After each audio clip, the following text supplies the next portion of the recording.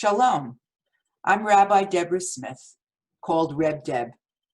I received rabbinic ordination, smicha, through the Aleph ordination program of the Jewish Renewal Movement. I am the founder and spiritual leader of the Or HaLev, Light of the Heart, Jewish Renewal Community in Morris County, New Jersey. I'm also a clinical social worker and marriage and family therapist, and have a master's degree in Jewish studies from Gratz College in Philadelphia. I am an ordained inspirational Jewish storyteller, or Magidah. I'm very involved in the interfaith outreach and am co-chair for 6 years of a chapter of the Sisterhood of Salam Shalom, a national Muslim Jewish women's group. I am the editor of Every Talit Tells a Tale, a book of 75 short stories from authors in the US and Israel about the Jewish prayer shawl, the Talit. Finally, and very important to why we are here today, it is my passion for Mussar, or the ethics of everyday Jewish living. I have been a student of Mussar for about 10 years, taking courses at the Mussar Institute and at the Center for Contemporary Mussar. I have completed a course in Mussar facilitation as well, and I am co-creator of Chai Mitzvah Mussar curriculum. Mussar provides a moral compass for how I live my life, both personally and professionally, and I am excited to be able to share that passion with you. Our topic for today's lesson is chokhmah, the midah or virtue of wisdom. The word chokhmah can be broken into two words, chokh and ma. Koch means potential, and ma means what is. Thus, chokhmah means the potential of what is. Chokhmah is called the life force of all creation. The story of creation at the beginning of Genesis begins with the word Bereshit, in the beginning. Chokhmah permeates all of creation, or as Psalm 104 tells us, you made everything with chokhmah. Chokhmah is pure potential. It is an idea waiting to be developed. Chokhmah is the beginning process. It comes from nowhere. It is that distinct moment of inspiration which comes out of nowhere and only then becomes logically fleshed out into full understanding and action. This session, which deals with the rites of Jewish passage, becomes an opportunity to reflect on the virtue of wisdom, chokhmah, and what might be learned along the journey of one's life.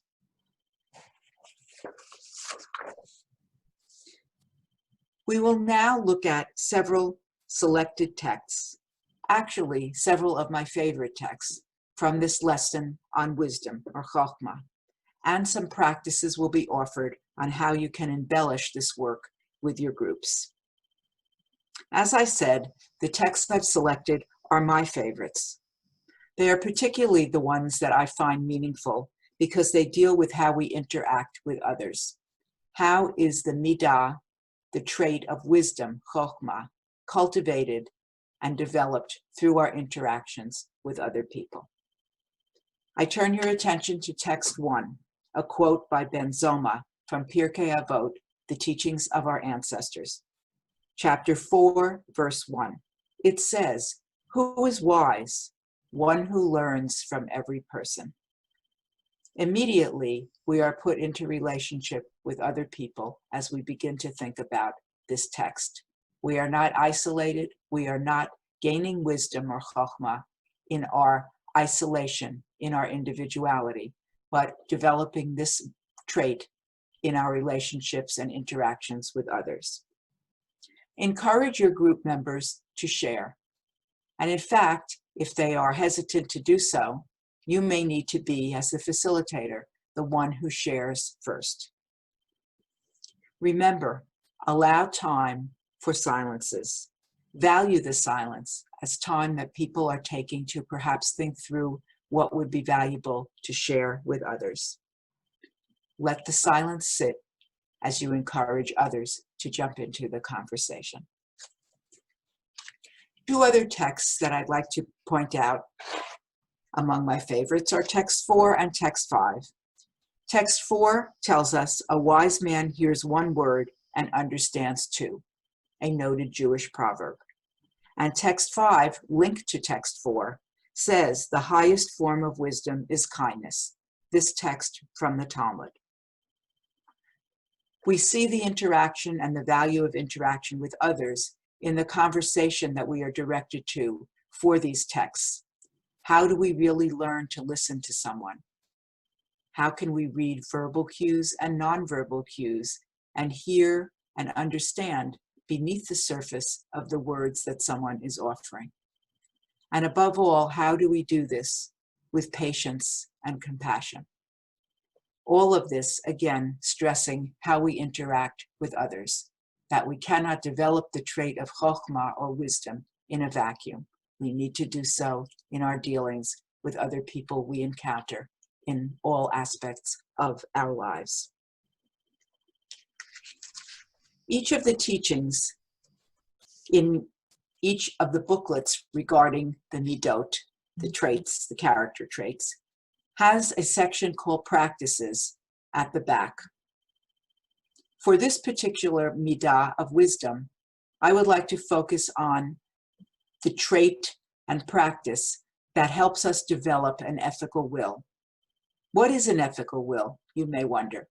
An ethical will is something that we write and pass along to our family and friends. It contains not the traditional material possessions that we have and how those are distributed, but rather shares the wisdom we have accrued through the years of our lives with those we love. What matters to us? What values do we want to pass along? And that is all collected and written in an ethical will, meant to be created several times through our lifetimes and not a static document, very much a fluid one. If you go to the supplemental materials for Chai Mitzvah under the month of October, you will find a worksheet I've developed on how to put together an ethical will, key questions for consideration, key thinking points and writing points for what you might want to pass along to those that you love and want to teach about the lessons that have brought value to your life. I hope that the worksheet and the teachings on creating an ethical will be a valuable resource for you. And if you would like further direction, you can contact me through the contact information provided by Chai Mitzvah. Wishing you the best of luck in your journey to develop the trait of chokhmah, wisdom, in your lives.